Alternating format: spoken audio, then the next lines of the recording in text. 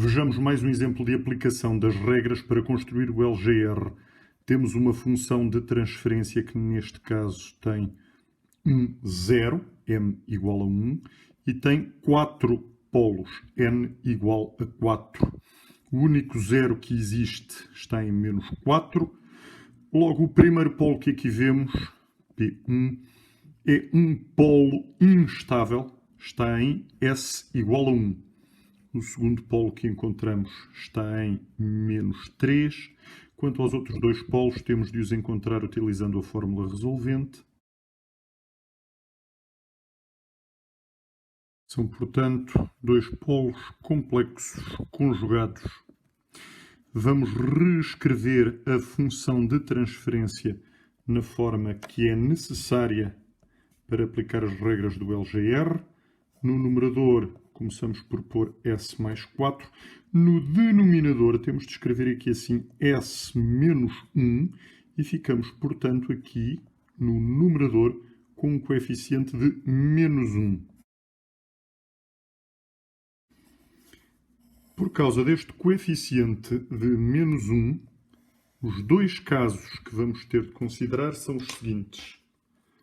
Menos k maior do que 0, o que é o mesmo que k menor do que 0, e menos k menor do que 0, o que é o mesmo que k maior do que 0. Este sinal de menos que aparece aqui assim resulta de eu ter aqui assim este número negativo depois de pôr em evidência os zeros e os polos como é necessário. Portanto, atenção, os dois casos trocam face àquilo que eu poderia esperar. A primeira coisa a fazer é marcar aqui no diagrama os polos e zeros do anel aberto. E agora aplicamos a regra que nos diz quais são os pontos do eixo real que pertencem ao LGR. Estes pontos à direita de 1 têm 0 zeros e polos à sua direita. 0 conta como um número par, portanto, pertencem ao LGR nesta segunda condição. Menos k menor do que 0, isto é, k maior do que 0. Os pontos entre 1 e menos 2 têm à sua direita um polo. 1 é um número ímpar, logo pertencem ao LGR quando k é menor do que 0. Os pontos entre menos 3 e menos 2 têm 1, 2, 3 polos à sua direita. 3 é ímpar, portanto também pertencem ao LGR quando k é menor do que 0. Que assim os pontos entre menos 3 e menos 4 têm à sua direita 1, 2, 3, 4 polos, número par. Logo, pintamos aqui de azul. E estes pontos aqui à esquerda de menos 4 têm 1, 2, 3, 4, 5 polos e zeros, número ímpar. Logo, pintamos de verde. Vamos agora achar as assíntotas. Temos 4 ramos, 4 menos 1 faz 3. 3 ramos vão para o infinito. Consideremos os casos k menor do que 0, k maior do que 0. Como há 3 ramos a ir para o infinito, precisamos de achar os ângulos γ0, γ1 e γ2. Começamos em 0, acabamos em 3 menos 1. Aqui temos 180 graus vezes 2 vezes 0 mais 1. É dividir pelo número de ramos que vão para o infinito, que é 3. Isto dá-nos 60 graus. Isto dá 180 graus. Este escusamos de o calcular. Já sabemos que por simetria tem de ser menos 60 graus. O resultado é obviamente 0 graus, que assim temos 360 graus vezes 1 a dividir por 3, ficamos com 120 graus. E por simetria escusamos de calcular este, já sabemos que o resultado vai ser menos 120 graus. A interseção destas assíntotas é sempre num ponto sigma, que é igual à soma dos polos menos a soma dos zeros a dividir pelo número de assíntotas. Ora, podemos até nem considerar a parte imaginária dos polos, porque essa tem que cancelar, são sempre complexos conjugados. 1 menos 3 faz menos 2. Menos 2 faz menos 6. Tenho que subtrair agora a soma dos zeros. 0 só há 1, está em menos 4. A dividir por n menos m, que dá 3. O número das cintas vai dar menos 2 terços.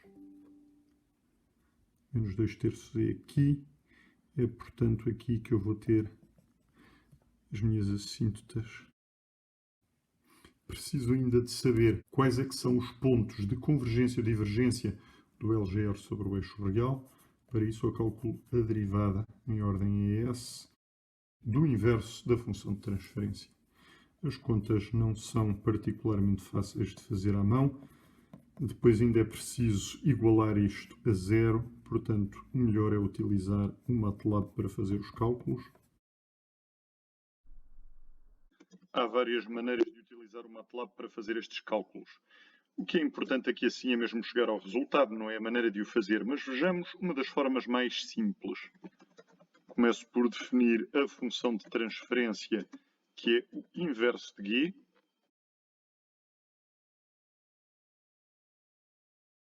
Para aceder aos coeficientes do numerador e do denominador, preciso de utilizar os campos correspondentes.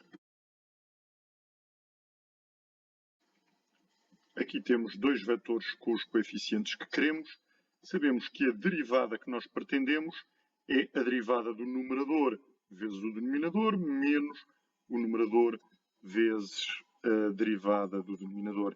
Para obter a derivada de um polinómio usa a função polyder. Aqui temos, portanto, derivada do numerador vezes o denominador. Para isso eu preciso de utilizar a função convolution. Aqui estão os coeficientes que nós queremos subtrair, visto que este vetor tem mais coeficientes do que este. Precisamos nos ver livres destes 3 zeros iniciais que não estão cá a fazer nada. Agora sim, temos aqui assim os coeficientes do polinómio, que é a derivada que nós queremos igualar a zero. Portanto, basta-nos fazer roots para achar as raízes desse polinómio. Aqui estão os 4 pontos que nos interessam. 2 deles são complexos, portanto, estes 2 pontos não são pontos de convergência e divergência sobre o eixo real. Aqueles que são este, menos 0,7, e este, digamos, menos 4,8. Vamos representá-los então no nosso LGR. Temos, portanto, um ponto de convergência e divergência que está sensivelmente aqui, em menos 0,7, e outro ponto que está em menos 4,87, será sensivelmente aqui. Podemos desde já entender que vamos ter um comportamento assim, do LGR, e assim. E que o LGR também se afasta aqui assim para se aproximar aqui dos polos, a partir dos quais tenderá aqui para as assíntotas. Para traçarmos com mais exatidão o LGR, precisamos agora de saber qual é que é o ângulo com o qual devemos traçar o LGR em torno destes polos.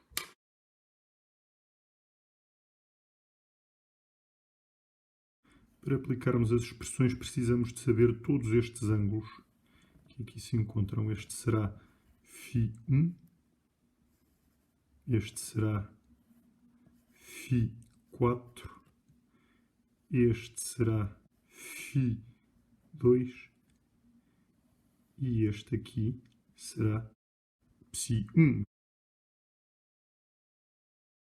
Comecemos, por exemplo, por este ângulo φ2. Nós sabemos que é este ângulo que se pode achar a partir das relações deste triângulo retângulo. De menos 2 para menos 3 vai 1, daqui a aqui vai 2, Portanto, como este ângulo é reto e este ângulo é φ2, então φ2 será o arco cuja tangente é 2. Vejamos também ψ1. Sabemos que o podemos achar a partir deste triângulo de menos 2 a menos 4. Vão 2. Daqui a aqui vão 2. Trata-se, portanto, de um triângulo retângulo,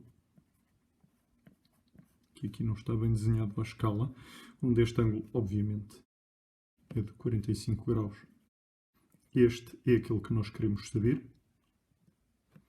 Quanto a φ1, podemos achá-lo a partir deste triângulo aqui. Esta altura é 2, a base é 3. Logo, eu posso achar este ângulo φ3 para k menor do que 0, aplicando uma equação que me diz que tenho a soma de todos os ângulos ψ, só há um, 45 graus, menos a soma de todos os ângulos φ que eu sei, mais 180 graus. Fazendo as contas, isto dá menos 255 graus. Para este caso, eu vou ter um ângulo que, obviamente, difere por 180 graus. Logo, vou ter menos 255 mais 180, o que me dá menos 75 graus. Menos 75 graus é aproximadamente isto. Menos 255 será assim. É aquilo que eu esperava. Vou ter o LGR a comportar-se desta maneira, como k é maior do que 0, neste caso. Assim, ele está a ir para o infinito. Aqui o LGR fará qualquer coisa assim. Vou ter um caso absolutamente simétrico aqui em baixo, como não poderia deixar de ser.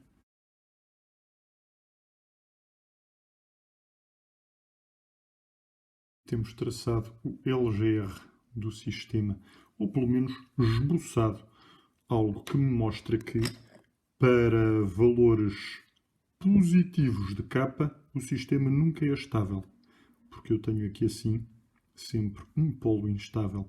Para valores negativos já próximos de zero, também não tenho estabilidade. E para valores muito negativos, também não tenho estabilidade, visto que vou ter dois polos instáveis. Interessa-me saber que pontos são estes. Bom, este aqui assim é zero, mas este e este, interessa-me determiná-los, para além de saber qual é que é o valor de k que corresponde a cada um deles. Esta última questão tem a sua resposta no critério de Rutherford.